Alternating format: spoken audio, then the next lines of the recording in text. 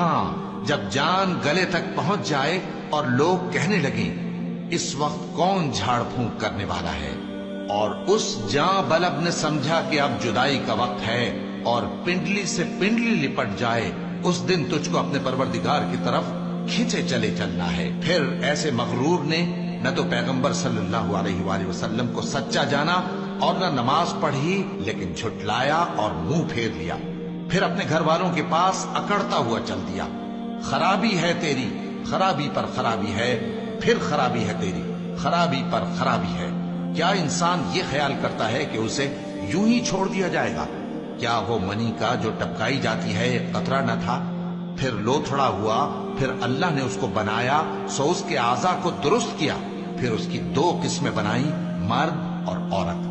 کیا اس کو اس بات پر قدرت نہیں کہ مردوں کو زندہ کر دے؟